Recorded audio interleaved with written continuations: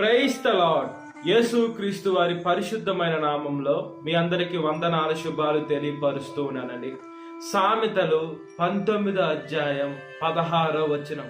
ఆజ్ఞను గైకొనువాడు తన్ను కాపాడుకొనువాడు అని దేవుని వాక్యం సెలవిస్తుందండి.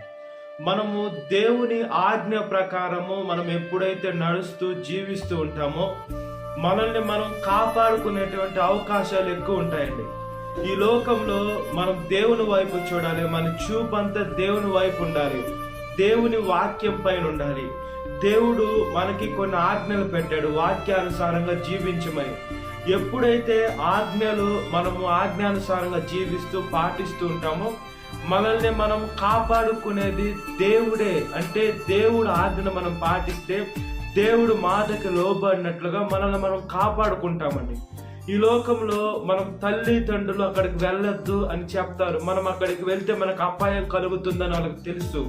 అయితే మనం చెప్పిన మాట వినకుండా ఎప్పుడైతే అక్కడికి వెళ్తామో మనకి సమస్య కలిగినప్పుడు, మన మీదగా కీడు వచ్చినప్పుడు మనమే బాధపడాలండి. కాబట్టి దేవుడు మనకు ఆజ్ఞలు పెట్టాడు. ఎందుకంటే మనము సమస్యల్లో పడకూడదని, మనకి మంచి మనస్సాక్షి ఉండాలని, మనం పరిశుద్ధంగా జీవించాలని, మనం ఆయన బిడ్డలుగా పిలువబడాలని, ఆయన వలె మనసు కలిగి ఉండాలని దేవుడు కొన్ని ఆజ్ఞలు పెట్టాడండి. ఎప్పుడైతే ఆ ఆజ్ఞానుసారంగా మనం బ్రతుకుతూ జీవిస్తూ ఉంటామో దేవుడు మనల్ని కాపాడుతాడు. ప్రతి ఒక్క కీడు నుంచి కాపాడుతాడు, ప్రతి ఒక్క సమస్య నుంచి కాపాడుతాడు, ప్రతి ఒక్క ఇబ్బంది నుంచి కాపాడేటువంటి దేవుడు అంటే మన యేసు క్రీస్తు వారు.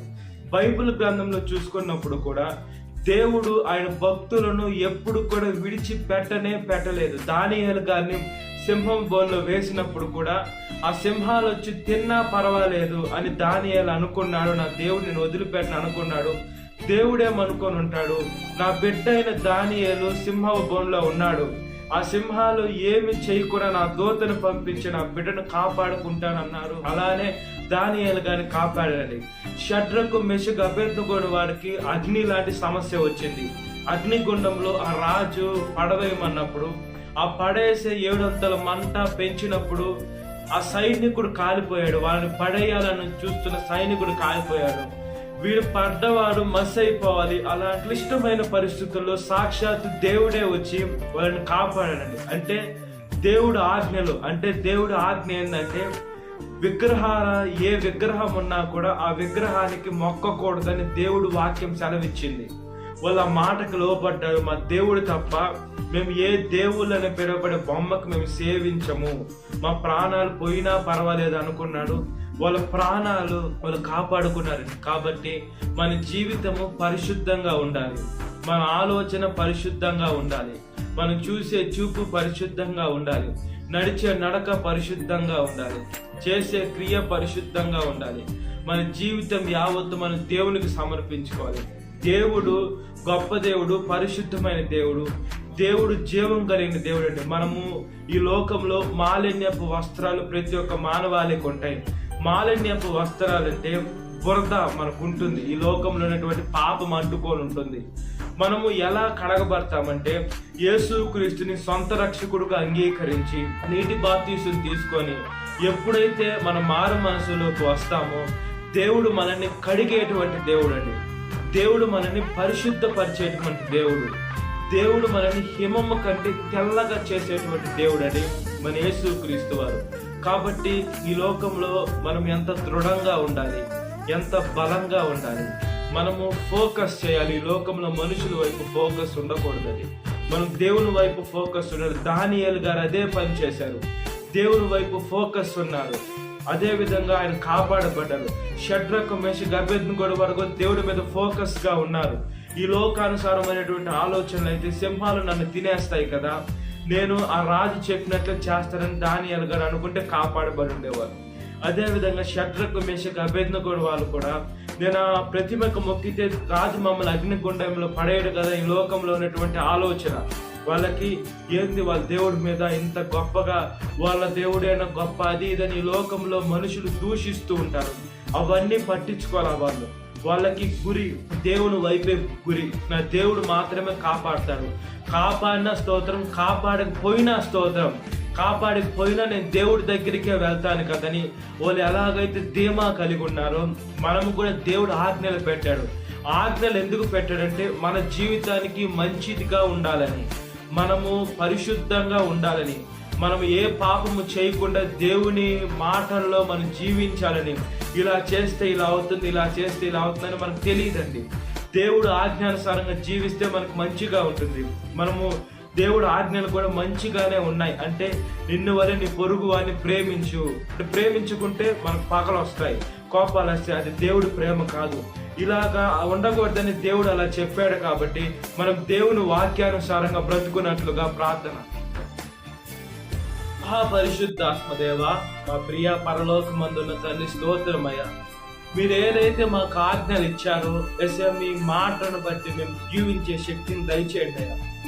ఈ లోకంలో శ్రమలు, బాధలు, కష్టాలు, ఇబ్బంది, నష్టాలు మేము చెవి చూడకుండా మేము ఈ లోకంలో పరిశుద్ధంగా విశ్వాసానికి కర్త, దానిని కొనసాగించి వాడైన యేసు మీ వైపు చూసి మా జీవితాన్ని వేసే కడముట్టించుకునే దానికి సహాయము దయచేయమని అడుగుచున్నామయ్యా.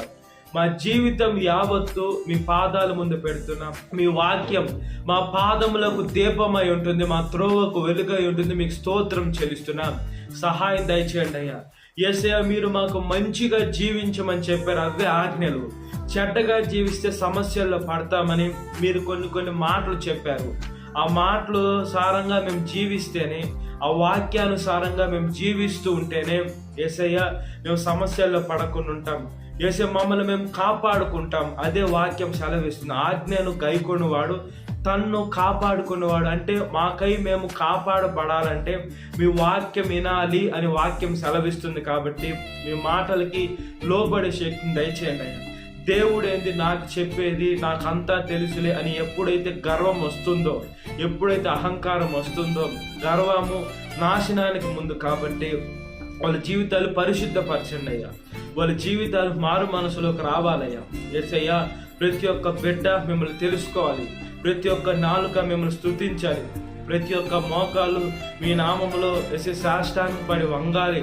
ప్రార్థన చేస్తున్నాం. మా జీవితాన్ని పరిశుద్ధపరచండి, మా నడకని, మా చూపుల్ని వేసే పరిశుద్ధపరచండి. యేసయ్యా, మేము మానవులం కాబట్టి అనేక రీతుల్లో పాపాలు చేస్తూ ఉంటాం, తెలుసో తెలియకో. అయితే ఎప్పుడైతేనయ్యా మేము మీ దగ్గరికి వచ్చి సాష్టాంగపడి మా ప్రతి ఒక్క పాపాలు మనస్ఫూర్తిగా ఒప్పుకొని విడిచిపెట్టి వాటి జోలికి పోకుండా ఉంటే మీరు క్షమించగలిగిన దేవుడయ్యా.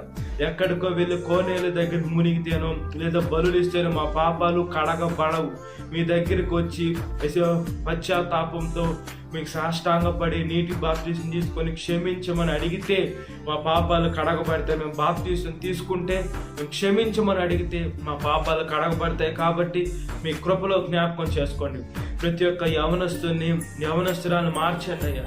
యేసయ్యా, యవన వయసులో కాడి మొయ్యాల ఓలేన ఆజ్ఞలు వదిలేస్తున్నారయ్యా. దేవుని ఆజ్ఞను వదిలేయడమే కాకుండా తల్లిదండ్రులు చెప్పే బుద్ధి మాటలు కూడా వదిలేసి పెడచెవును పెట్టేసి యేసయ్యా, యవనస్తులైతేనయ్యా వ్యసనానికి లోనైపోయి వాళ్ళు మధ్య వయసులోనే చనిపోతున్నారయ్యా, యాక్సిడెంట్లకు లోనైపోతున్నారయ్యా.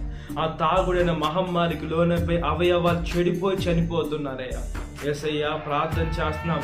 యవన వయసులో కాడి మోయిట నరునికి మేలు, అది మోపిన వాడు యెహోవాయే. కాబట్టి సహాయము దయచేయమని అడుగుచున్నాను.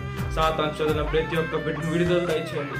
ఈ వాక్యం వింటున్న ప్రతి ఒక్క బిడ్డని పేరు పేరు వచ్చిన జ్ఞాపకం చేసుకోండి.